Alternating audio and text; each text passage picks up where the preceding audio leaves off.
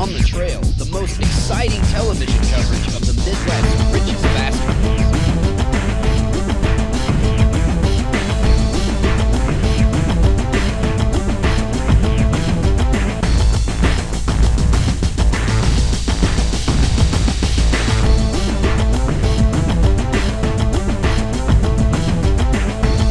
Fast boat to fish catching action, it's Heartland on the Trail.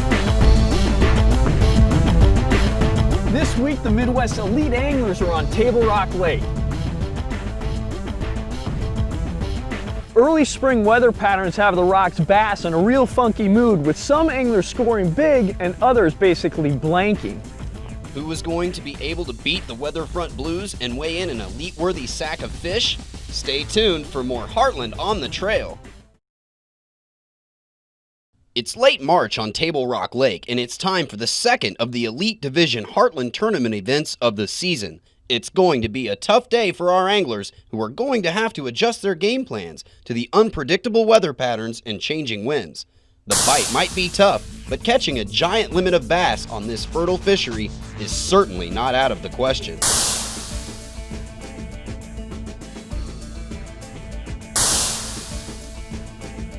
Today, Heartland's featured anglers are Jim Bruffy, Greg Leary, and Marty Lim. Greg Leary hails from Jefferson City, Missouri, and has become known for being good with a jig around the docks. He also already has a Heartland Pro-Am win on this pond under his belt. Jim Bruffy's hometown is in Springfield, Missouri. Jim is at the top of his game, as one of his greatest strengths is being on the water during this exact time of year, throwing a wiggle wart and a jig. Last but not least, Marty Lim, who's from the town of Springfield, Missouri.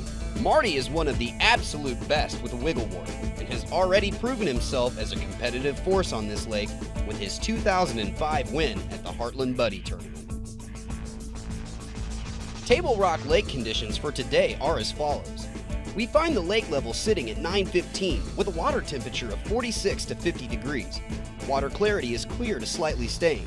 The forecast is in the high 30s, takeoff, reaching the low 60s later in the afternoon hours.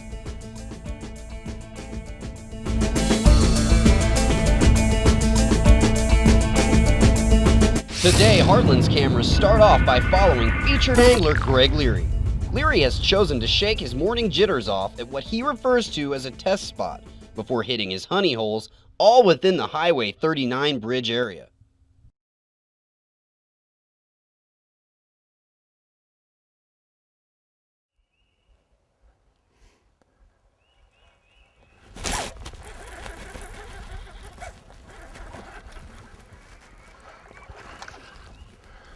Well,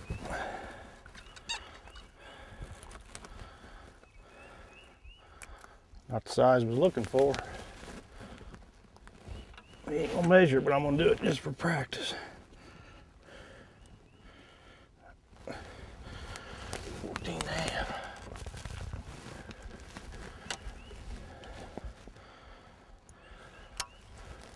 They're here, fellers.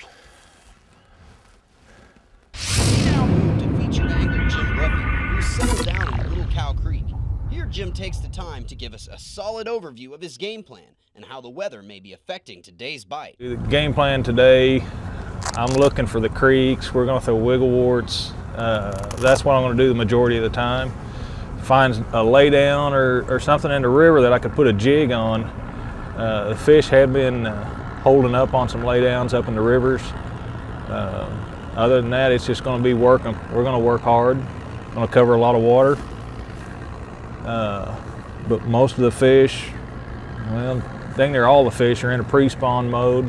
They're wanting to move up. The fronts keep coming in and out, and they fluctuate, and the fish are confused. They come up one day and they're back down the next. So it's just going to be a hunting peck and hard work, and that's what we're going to do. You probably noticed that crankbait is not a new one. It's an old favorite. And the more banged up they get, seems like the better they produce. So if I get one that catches fish in practice and get it scuffed up enough, I'll cut it off and put it in a separate box and use it strictly for tournament days. Because they're not all the same, regardless whether they're the same brand, same name. They all have a different reaction in the water and the way they work. Our cameras catch up with Marty Lim, who's combing the Kimberling City area. Here he explains a little about the differing lake terrains and also what bait fish the big bass are hungry for. You notice the shoreline here? You've got sloping gravel with rock on it. Depends on the part of the lake that you're in as to what the terrain's going to like. Obviously, you go farther up the lake, you've got more either bluffs or flats. Where this right here, you've got pea gravel and rock. And all these fish that we've been catching are fish that will be in here spawning in another 2 to 3 weeks if we don't get some cold weather. And it's just a place where they can come in and warm up, and all the fish we've been catching are just absolutely full of crawdads. And these gravel banks with these rocks on there like that are loaded up with crawdads. Seems like this ledge rock is the deal. I think these fish just moved back here to get warm. I'm just covering water. I'm going to try to keep my boat in about 10 feet, 12 at the maximum. And that way I can kind of cut this down at a 45-degree angle and cover more water that way and get the bait in the strike zone. I know a lot of guys parallel a bank, but to me, the fish, you catch one in 7 feet of water and the next one may be in 4 feet of water. So generally I won't parallel a bank unless I'm on a steep bluff where they may be holding right up against the bluff where you got that drop.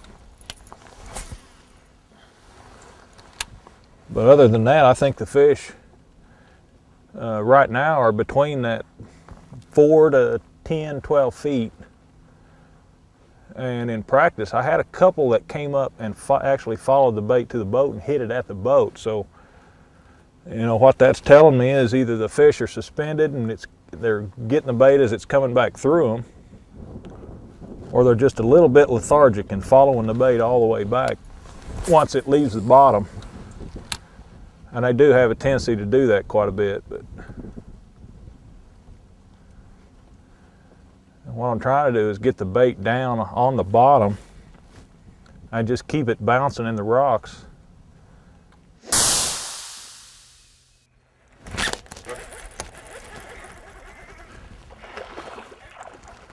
Man, oh man.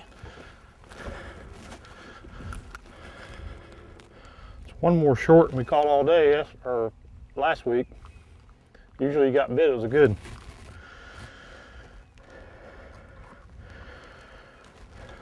Short too.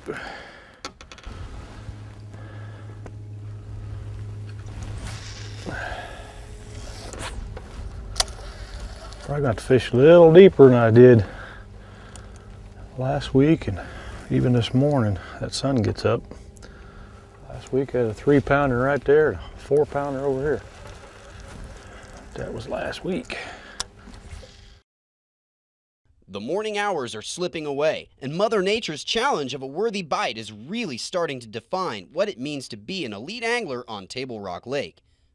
Who will rise above a stubborn bite and sack some fish? Stay close and find out when Heartland on the Trail returns.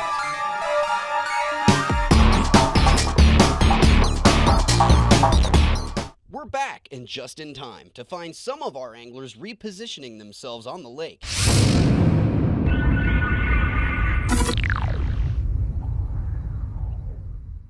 Featured angler Marty Lim has made a move towards the back end of Mill Creek. You know, just a slow bait. Go down a bank like this, not get bit, and come back with a hula grub, may just jump all over that thing. But I didn't even think to do that.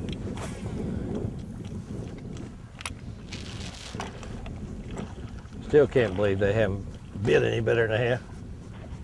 Some good looking stumps or big rocks I can barely make out. There ought to be fish leaning on them.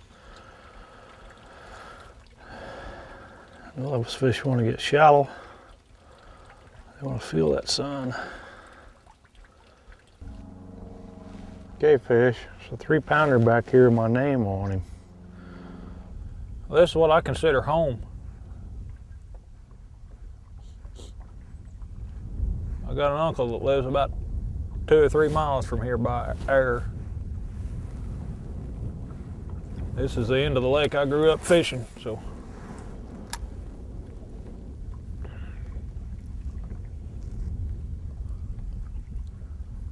It's where I'm most comfortable. Comfort is a lot.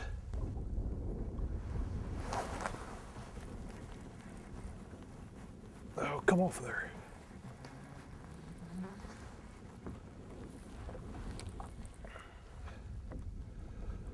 Let's see what we got. He won't keep.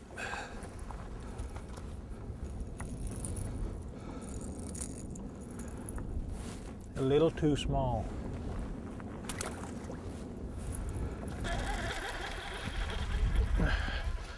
I can catch little ones today, fellers.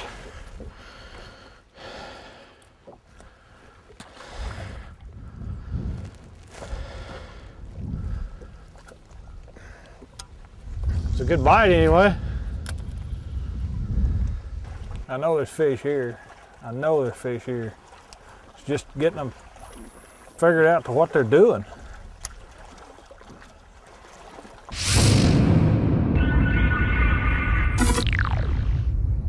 Jim Bruffy makes a run to the Long Creek area to feel out the conditions of the bite there and hopefully hook into some staging fish.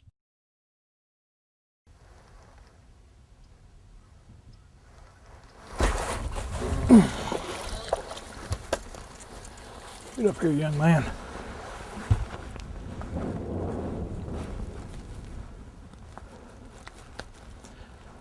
Well, he knocked it sideways. He's too little to be doing that.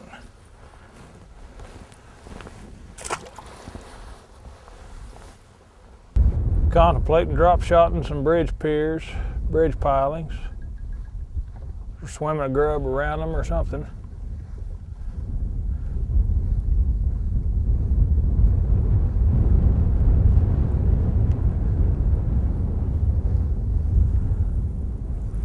It's a good way to catch them pretty quick once you get them stirred up. Well, I thought this would be steeper and it's flatter than the other place. One thing I know to do, guys, I'm gonna go back around here and make one more pass. Quite frankly, if I don't get them by then, we'll just call in the dogs and pee on the fire and forget it. I don't know what else to do at this point, except jig fish or something slower. I just can't believe we can't get the fish right out of there because they were flat in there the other day. Come on out of there, baby. Come on. Oh, you gotta be kidding me. Fish was all over it.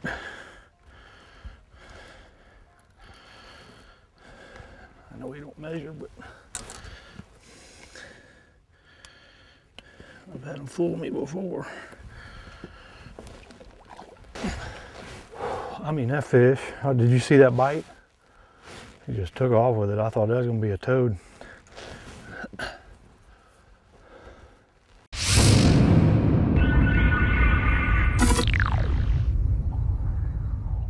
Featured angler Jim Bruffy has decided to make another move, this time to the clearer waters of the .5 area.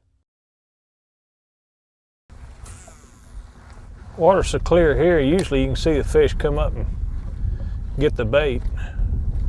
Or if it's suspended, a lot of times they'll rise up and just stare at it. I don't know what they're waiting on, but you get it close to you, a lot of times you can see the fish below it. I mean, we caught smallmouth in here for years. Usually in a cold front situation like this, when the fish become lethargic and don't want to feed, a smallmouth will usually be more aggressive. Usually. Hadn't proven it today. Yeah, usually during the spawn,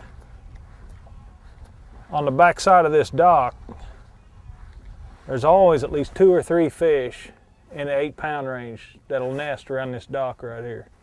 And there's a lot of brush that's been piled around it. So I'm kinda hoping that just maybe one of them's staging up out here on this dock. That's where them big dudes ought to be. I'd be right on that vertical. Never did get bit right here. This was, that right there is just perfect. How you folks doing? Good, how are you? Be better for fishing bite. You're not catching any fish? Very few. Is that right? Very, very few. Just gonna come show you how to do it. Well, I wish you'd hurry up. I'm running short on time.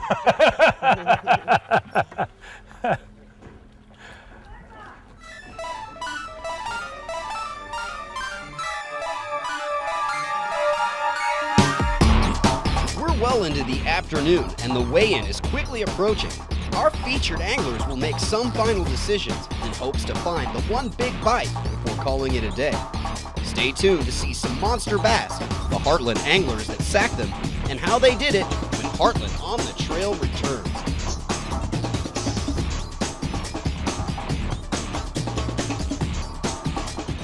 Heartland's camera crews are rolling hard in anticipation of some major weights. Rumor has it that not only are there some 5.5-pounders present, but that angler Wes Endicott has hooked a bass, speculated to be within the 8 to 9 pound range. Now look at this. Randall Keith is the first to take the stage with a competitive weight. Keith sets the bar early on with a total weight of 14.39. Next He's to got the to beat stage is Chris Hughes. 14.39. Looks like we got a new leader. 14.78. Chris squeaks ahead into the lead Great with a weight bag of of fish. 14.78 and also weighs in with a big bass at Four smallmouth 5.65. in there. And there's your leader. Running away. Buster Loving, 18.10. 18.10. Buster Loving Give jumps him a the hand. reigning weight to 18.10 with a nice limit You of just took the lead fish. with 18 pounds. You had a lot of smallmouth today. What'd you do to catch your fish? It was kind of 50-50. I was using a cinnamon purple chomper's tube, and I caught about half of them on it. I caught the other half on the 5/8 ounce watermelon purple jewel football jig. How were you fishing that tube today? I was fishing the boat in the same area. I was just kind of bouncing back and forth between baits. I was fishing transition banks that had a lot of rock on them, but some gravel real close. They're wanting to move up to spawn here for too long, and they're just kind of staged around those big rocks. Now, let's see if he can bust the 18.10 mark. I think he's got it. This is an outstanding limit of fish. 5 of them. Mark kind of grunted a little bit when he hoisted them. Look at here, 5 fish, 20.45. 20.45. Jim Cunningham. I threw a homemade jig most of the day, and I also threw a grub. How deep were you fishing today? The bites were probably coming in 18 to 25 foot of water. Last weekend, about 25 to 30, and this weekend they've just moved up a little bit. Were you doing anything special? Was the wind helping you, do you feel, or was there anything else out there that made your bite happen? And did you get to cull today any? I had 10 keepers today. The wind seemed to be a factor in certain places, and other places it didn't. Basically just fishing channel swings and the little creeks and the feeder creeks and stuff like that. So fish just seemed to be staging and trying to move up. Wes Endicott comes to the stage with a sack that proves those 8.5-pound big bass rumors true. He's got to beat 20.45 to take the lead. Let's see if he can do it. 22.26 marker. 22.26. Taking first New place leader, is Wes Endicott dropped with a final weight of 22.26 pounds. In second place is Jim Cunningham. And in third place is Bill Beck with 18.66 pounds. Here's the best of the rest. Here's how Heartland's featured anglers finished. Trail tips, winning secrets from the Heartland Tournament Trail. Today I started off in the place where I found some fish yesterday afternoon on a jig. It's the only thing I had going. I haven't been on the lake in probably 8 weeks. My job keeps me out of town, but got one practice day yesterday. I did catch some fish in this particular spot, so I chose to start there. pulled in. I was one of the last boats. I was in the last flight. Got there, there's no fishing pressure whatsoever on this end of the lake towards the dam. Within 10 minutes, I had my first keeper. It's a smallmouth. Fished the other side of the dock, caught another keeper. I jumped across jumped across to a secondary point, caught 2 more. Got the football jig out, started dragging it on a little secondary point, caught another one. Jumped right across to the other side again, and there was a little shallow dock, and I flipped in beside on the shady side of this dock and caught the big fish, which weighed 855. What I'm keying on is the shady sides of the docks. Water depth seems to be between 5 and 10 foot. And I'm throwing a 5/16 ounce Red River finesse jig with a Gary Yamamoto trailer on 12-pound cigar test line. I think the sun actually helped.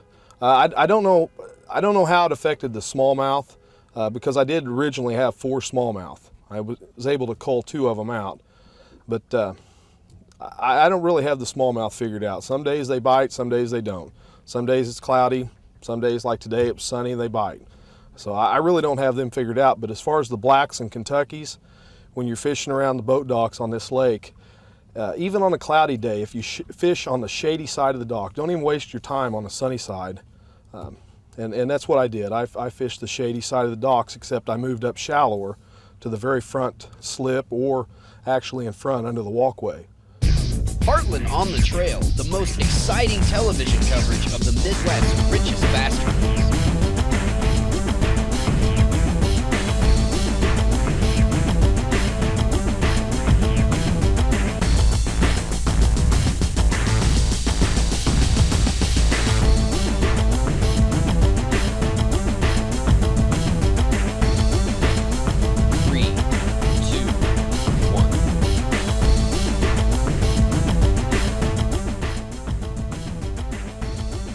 On the Trail is a production of Marine Grade Marketing.